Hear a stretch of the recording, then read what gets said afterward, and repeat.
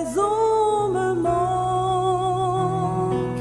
j'ai prié Dieu dans ma tristesse et je lui ai ouvert mon cœur. J'ai senti quelqu'un me toucher. C'était Jésus qui me disait encore un petit peu, juste un petit peu, parce que je viendrai te chercher. Y a un vrai amour, une rivière de paix, y a un ciel qui sera ma maison. Une fois de plus, elle apparaît, ma foi rayonne tel le soleil. Et quand je pense abandonner, Jésus m'appelle et redit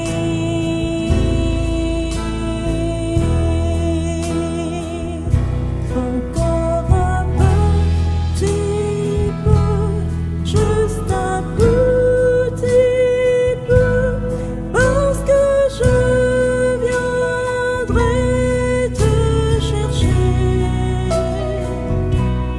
Y a un vrai amour, une rivière de paix, y a un ciel qui sera ma maison. Encore un petit peu, juste un petit peu, parce que je viendrai te chercher. Y a un vrai amour, une rivière de paix.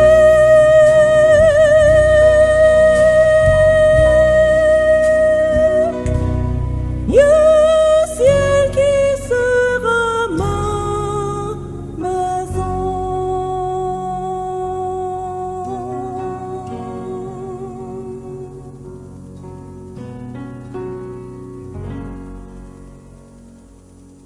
Bonsoir, bonsoir à tous.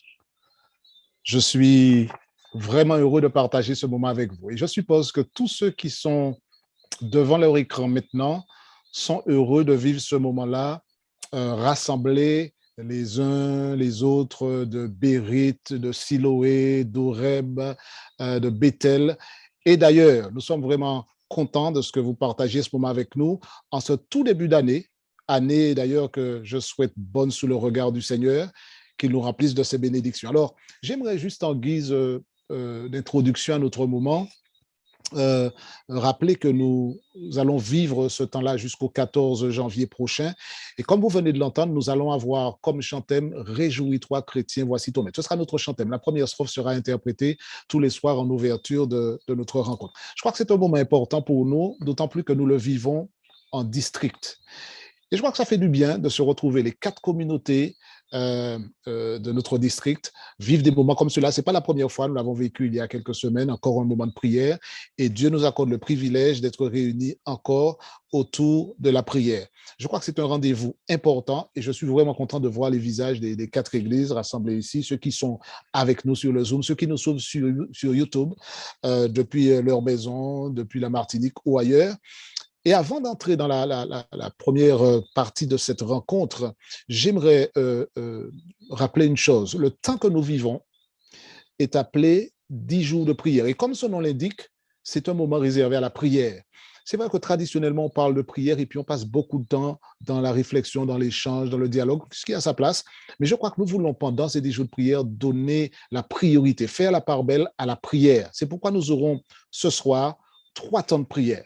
Et tous les soirs de nos rencontres, nous aurons 3 temps de prière. Nous voulons vraiment amener l'Église à prier, à passer du temps dans cette connexion avec Dieu. C'est tout l'intérêt de cette rencontre-là. Ce n'est pas un moment où nous allons simplement venir écouter un sermon. En fait, il y aura très peu de moments de discussion, de parole. Ce sera essentiellement des moments de prière. Ce sont 10 jours de prière et nous voulons vraiment que le peuple de Dieu se rassemble et prie l'Éternel, parce que nous vivons dans des temps qui, plus que jamais, nous invitent à la prière. Les 3 anges nous exhortent à prier. D'ailleurs, c'est le thème général de ces 10 jours de prière.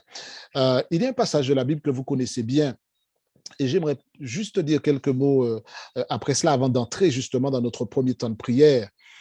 Le texte de Luc 11, verset 13, que vous connaissez bien, qui dit « À combien plus forte raison ?» ou pour dire les choses un peu plus en amont, « Si donc méchants comme vous l'êtes, vous savez donner de bonnes choses à vos enfants, à combien plus forte raison votre Père céleste donnera-t-il le Saint-Esprit à ceux qui le lui demandent ?»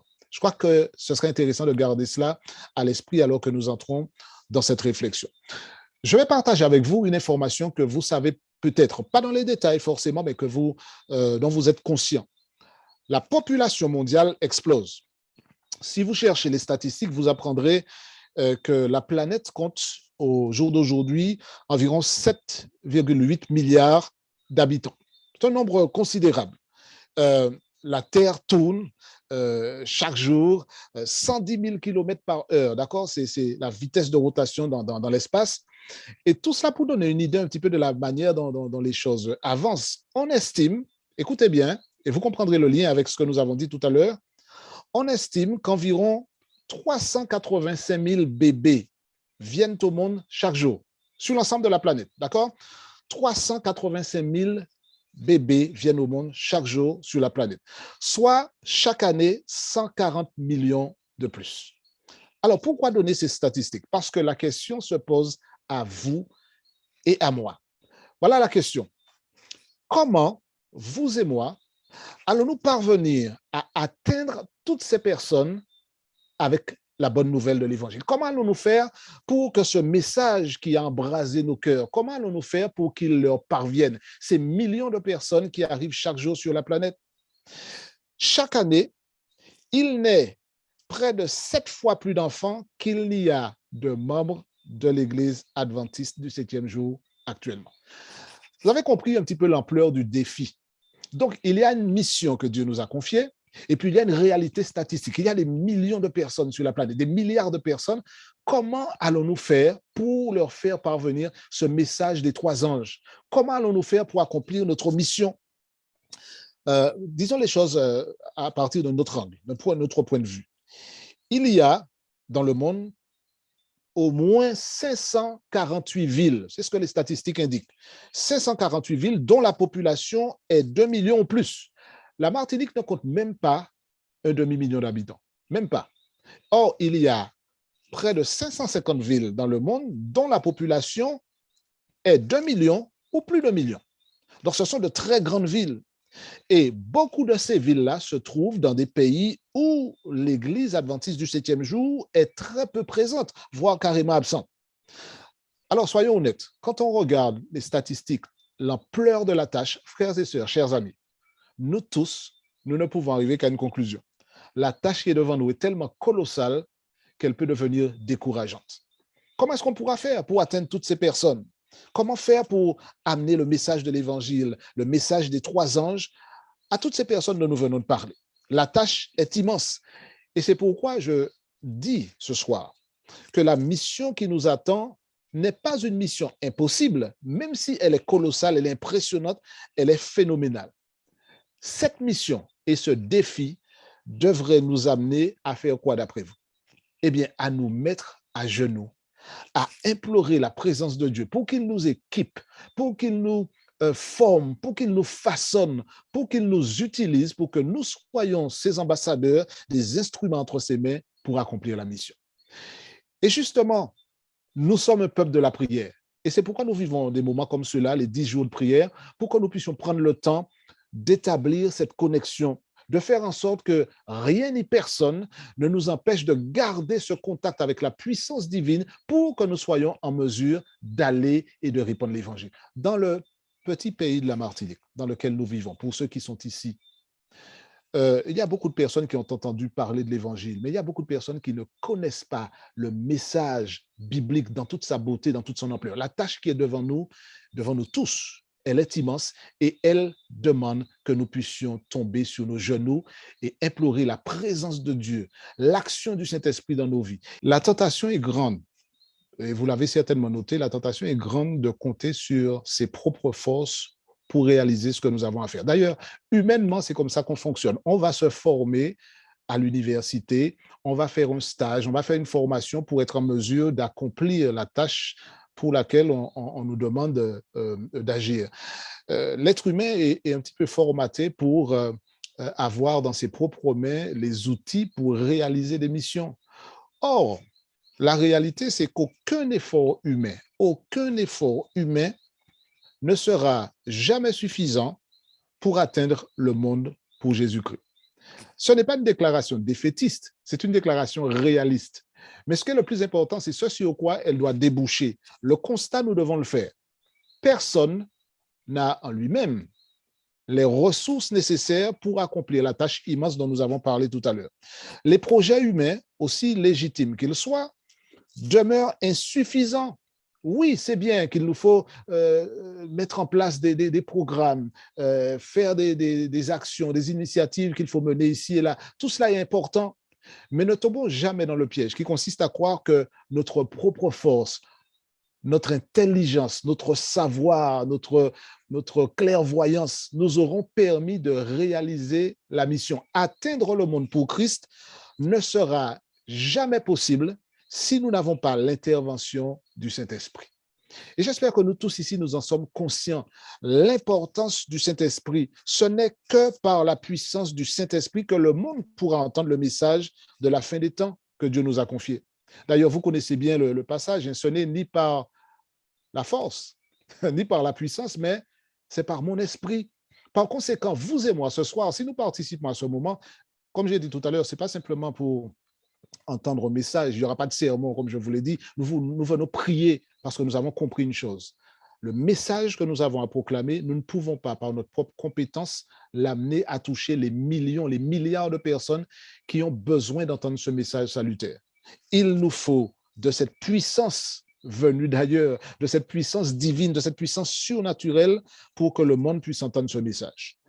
Les millions d'habitants qui se trouvent dans les grandes villes, nous l'avons mentionné tout à l'heure, ne pourront du moins être atteints que par cette puissance qui a été promise par Dieu. Lorsqu'on lit le livre des Actes des Apôtres, on voit bien qu'il est question d'une puissance qui a été promise. Et cette puissance, l'arrivée, la survenue de cette puissance a été le préalable indispensable pour l'accomplissement de la mission. Vous avez compris que sans la Pentecôte, tout ce qui vient après Acte 2 n'aurait pas été possible, puisque c'est cette connexion-là avec Dieu, cette effusion de l'Esprit qui a permis à la mission de se réaliser de manière extraordinaire. Et peut-être que nous devrions commencer à nous dire, mais ce qui nous paraît impossible maintenant est tout à fait envisageable avec l'intervention de l'Esprit. Et nous savons que dans la fin des temps, il y aura une effusion particulière de l'Esprit qui rendra quelque chose peut-être que nous n'envisageons même pas, qui rendra la chose parfaitement faisable. Parce que ce ne sera pas la puissance humaine, ce ne seront pas les compétences des hommes, ce sera l'intervention du Saint-Esprit. Je vous donne juste un exemple avant de conclure ce moment-là.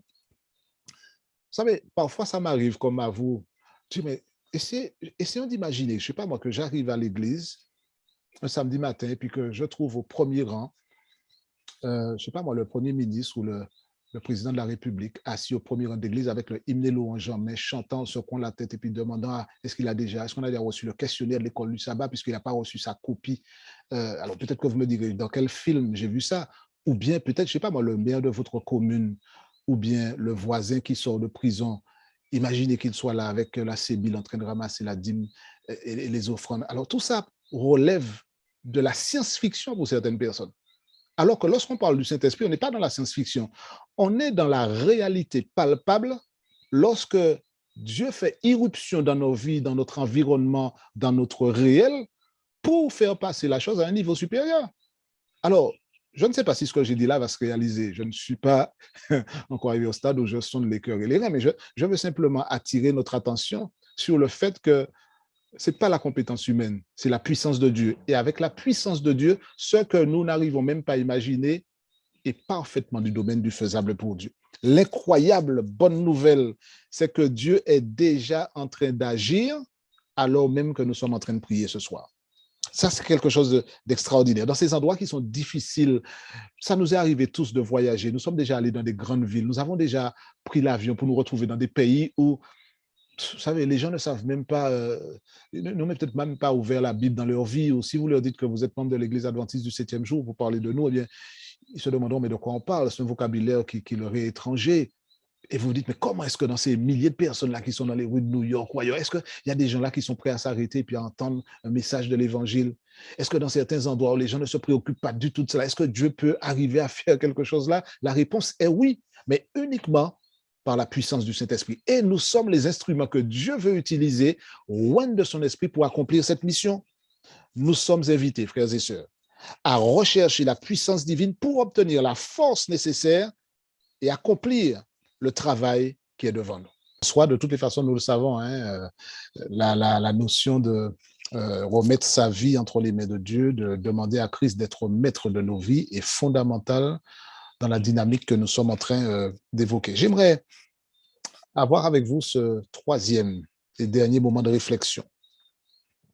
Nous l'avons dit tout à l'heure, la puissance de l'Esprit de Dieu est incontournable dans la démarche qui consiste à proclamer à un monde plein de défis et un monde qui nous dépasse par rapport aux difficultés qu'on y rencontre, mais aussi par rapport à l'ampleur de la situation. Nous sommes sur une planète qui est habitée par des milliards de personnes et nous avons l'impression que dans notre tout petit coin, nous aurons du mal à faire rayonner cet évangile, cette bonne nouvelle de l'évangile, ce message des 3 anges auprès des autres.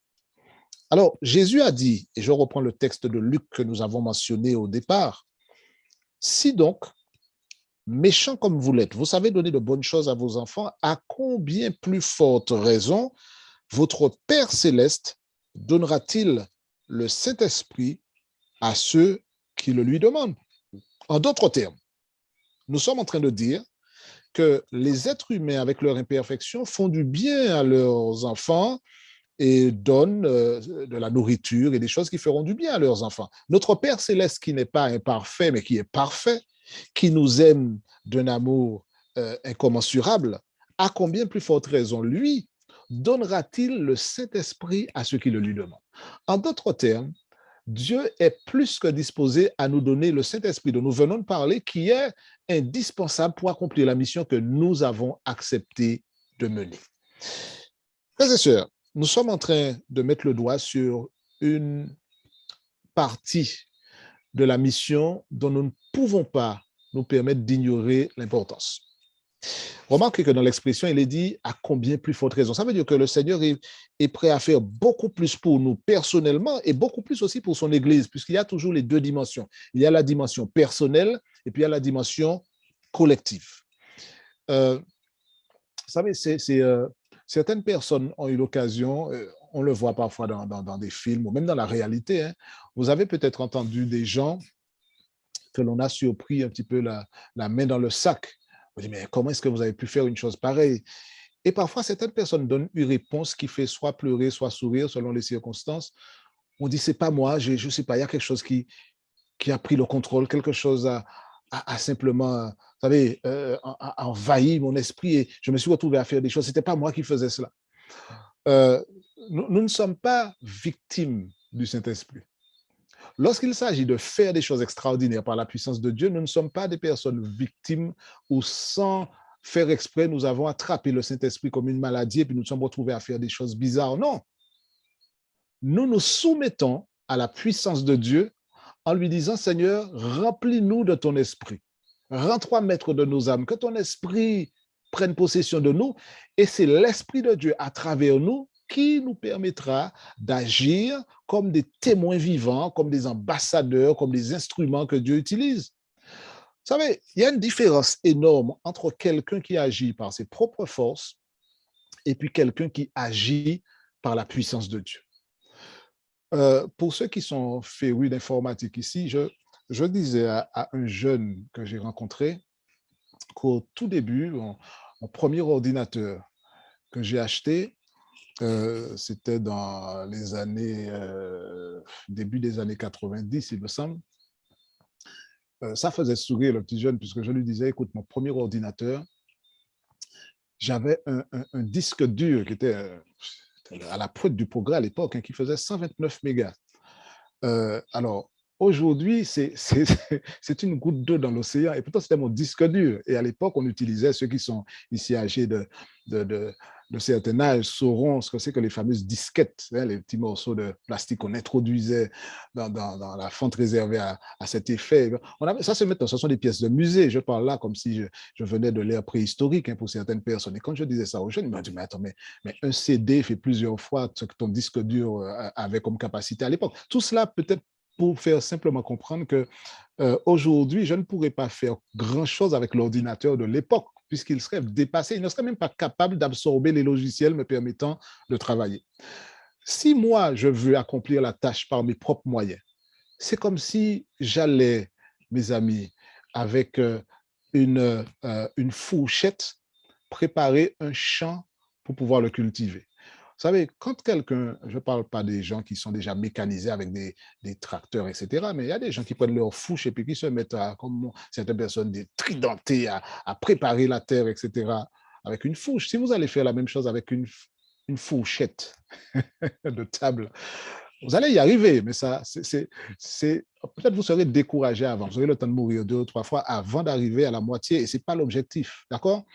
En d'autres termes, vouloir faire en sorte que la mission soit accomplie en comptant sur nous-mêmes, c'est vouloir vider l'océan avec un verre. C'est faire quelque chose qui dépasse nos capacités. Nous avons besoin de la puissance du Saint-Esprit, frères et sœurs. Et j'aimerais nous inviter, alors que je conclue ce moment de réflexion, j'aimerais nous inviter à vraiment demander au Seigneur, parce qu'on vient de le dire, il est disposé à donner. Il est disposé à donner le logiciel qu'il faut pour pouvoir y arriver, la puissance qu'il faut pour pouvoir traiter la mission qui est devant nous. Peut-être la question, c'est de savoir est-ce que nous sommes prêts à recevoir cette puissance? Est-ce que nous sommes prêts à recevoir? Est-ce que nous sommes prêts à dire, eh bien, on va enlever ce vieux logiciel-là, on va enlever ce qui nous empêche de recevoir, et puis on va se mettre dans des dispositions pour recevoir la puissance et puis accomplir la mission. Tous ceux qui sont là dans la réunion de ce soir peuvent être des instruments que Dieu utilise.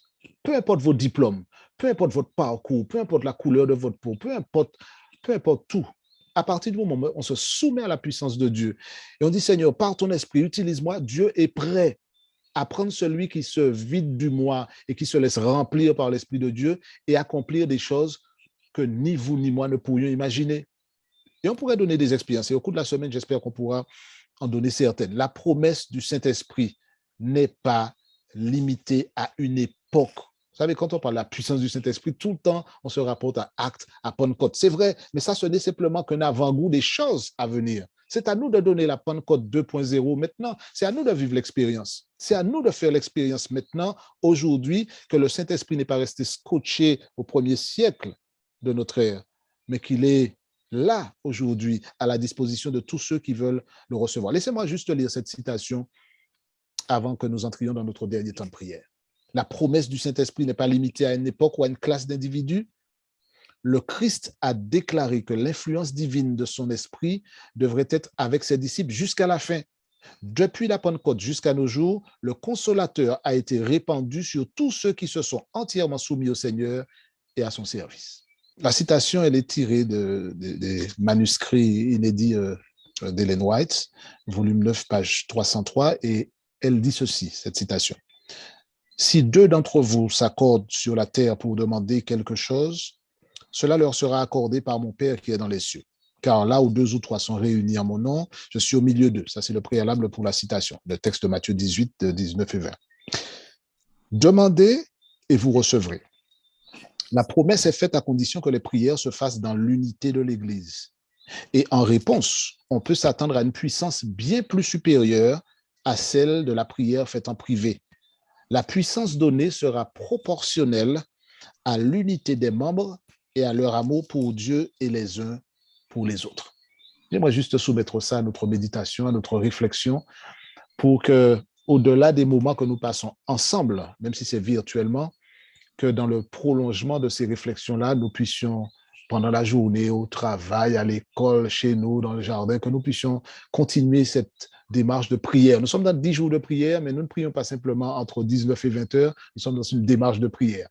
Nous voulons terminer, juste avant que je fasse la dernière prière, avec le chant que nous avons interprété. Vous voyez, c'est le chant 157.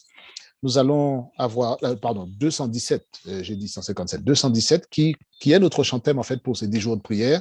Nous allons avoir la 5e strophe que nous allons écouter et puis chanter dans nos cœurs, mi-confirmés, bien entendu, en guise de dernier chant avant la dernière prière que je ferai et des remarques avant de nous séparer. Écoutons ce chant pour le chant thème de clôture.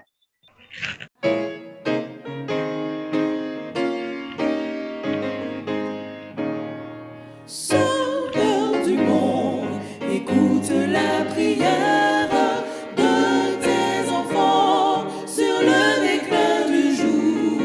Fais par l'esprit qu'ils portent la lumière de l'évangile, annonçons ton retour.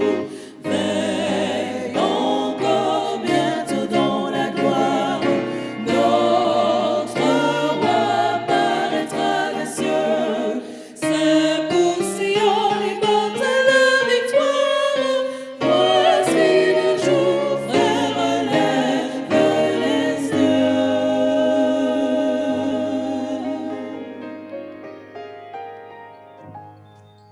Nous allons maintenant incliner la tête et fermer les yeux pour la dernière prière. Notre Père qui es aux cieux, nous voulons te dire merci, puisque toutes les fois où nous avons une opportunité de nous réunir, de prier ensemble, c'est un privilège. Et nous te disons merci pour cela. Merci de nous rassembler en district, de vivre ces moments dans la fraternité autour de ta parole. Permets que nous ne soyons pas des auditeurs oublieux et que ce que nous disons ici, ce que nous vivons ici, ces moments de prière, trouvent leur prolongement dans une véritable unité, dans une démarche d'implication missionnaire authentique, dans un témoignage qui fasse honneur à ton nom. Nous voulons proclamer le message des 3 anges, mais nous savons que nous ne pouvons pas le faire sans la puissance de ton esprit. Alors Seigneur, débarrasse-nous de tout ce qui n'est pas de toi, remplis-nous de ton esprit et utilise-nous pour que nous soyons des maillons de cette grande chaîne que tu veux utiliser pour répandre l'évangile dans le monde entier et qu'à travers cela, Seigneur, ton nom soit glorifié et que l'honneur te revienne dès maintenant et au siècle des siècles. Amen.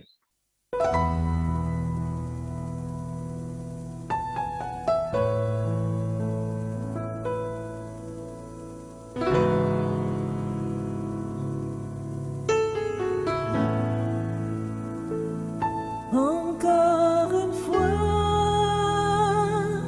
il fait tout noir et dans le cœur, plus de soleil. Je ne peux plus le supporter. Oh, combien mais on me manque. J'ai prié Dieu dans ma tristesse et je lui ai